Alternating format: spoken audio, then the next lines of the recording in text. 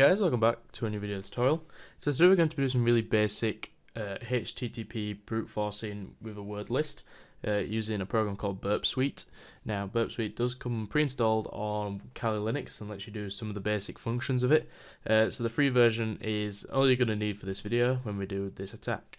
So how HTTP word list brute forcing works is you basically try and capture when you're sending data to a website through a login form, and then you can use Burp to repeat sending that data over and over again with different variables in it each time until it picks out a certain text or something like that, like logged in or something like that, and it will return saying it's logged in. So what I've made here is a really basic login form here. If I type in Jack and then the password 123, he says bad login. And if I type in the right password, so the password is capital P password, you can see it says logged in.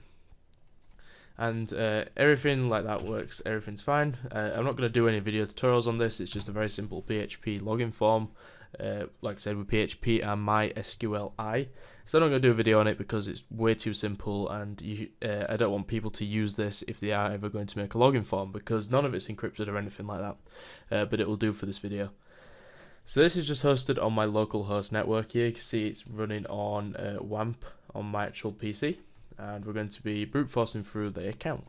So what I have on my home folder is passwords.txt, which is the worst passwords of 2014, and so the password is in this list because it is a really bad password, but it's a proof of concept.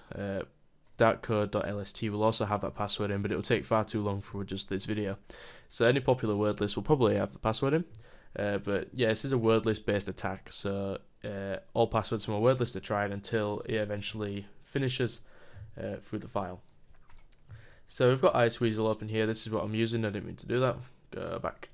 And we're going to be brute forcing through this login form, like I said, and we're going to be using Burp. So we're going to just go to Applications, Kali Linux, Password Attacks, Online Attacks, and then Burp, and open up Burp. And you can see it's Burp Free Edition. I'm just going to let that load up. So once it's loaded up, what we need to do is configure our proxy. So if you click on the proxy tab here and intercept, we need to configure Iceweasel to send all of its data through a proxy, through Burp, so that Burp can analyze it and intercept what's being sent to the server. So if you go up to here, the little menu setting here, and go to Preferences, Advanced, Network and Settings, and then Manual Proxy Configuration, you want to set the HTTP proxy to 127.0.0.1 and the port to 8080, which will, and then tick the use this proxy server for all protocols, and then just press OK to that and close. So now, unless we have Burp open, we will not be able to use the internet. So if I close Burp, for example, I won't be able to go onto Google. But if I do have Burp open, all the data will be going through Burp and will allow us to go onto whatever website we like. So you'll see why we use this in a minute. So if we go to Google, for example, see it's going to go to Google, but you can see it's really slow. Now proxy has lit up now that we are now on trying to go to a website. You can see it's actually intercepting that data. But anyway, we'll go back to what we've got here and say this is what we're going to do from the start. So we're going to first navigate to this website. So this is the login form. We're going to navigate to that login form, and you can see that it's connecting. So what we need to do is go to proxy, intercept, and we need to forward it. And we're going to click forward until eventually it loads up, and we're going to put in some false data. So we're going to do A, and press login, and you can see it's still connecting, so we need to forward it. But you can see here we don't need to, because it's already captured that we sent username equals A and password equals A. So what we need to do is right click and do send to intruder, and we're going to go on to intruder, and we're going to make sure that we've got the configure details right. So we did this. You don't need to, that will be default even. We're going to go to positions, and it will automatically estimate where it's going to be. So what we're going to do is just going to press clear, and you can see where I've put the password in and the username. We're going to highlight these, and we're going to click the add button, and basically what this does is changes that text there to be a variable, which Burp Suite can put its own data in. And we're going to change our attack type to be cluster bomb. We're going to click on Payloads tab, and the payload set 1, we need to put in a username. Now, I already know what the username is. It's going to be Jack, but from here you could use a word list of some sort of usernames, so like admin, root, and all that lot. So I'm just going to add this username. This is just really basic, remember, I'm basically doing it as demonstration purposes, and basically what Burp Suite can do. So in the real world, you wouldn't know the username and you wouldn't know the password, or you might know the username, so you'd have to do it like that. So then we're going to select payload 2, and we're going to load in our passwords. So I'm just going to, because I can't actually, I'm going to load it up, passwords.txt, and I've got all the passwords there. And then I'm going to scroll down, and all that's fine in there. So we're going to click on options, and we're going to type in grep-match. Now, what's going to happen when we log in is we need it to be able to distinguish between if it's failed or if it hasn't failed. Now, the way I would do this in the real world is I would make a fake account and log into it to see what happens after you've logged into that account and pick out some details that make it known to you that you are logged in. So for example, if I log into this, you can see it's logged in, so that is the details we're going to pick out.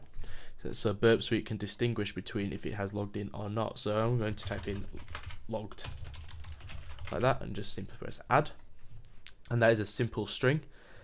These can get more complicated when you start using cookies and things like that, but like I said, this is just a basic video. So what we've done there is prepared our attack, and now if you do intruder and start attack, and it will say this is the free edition of Burp, blah blah blah. We're just going to press OK, and you can see that it's trying all of the logins.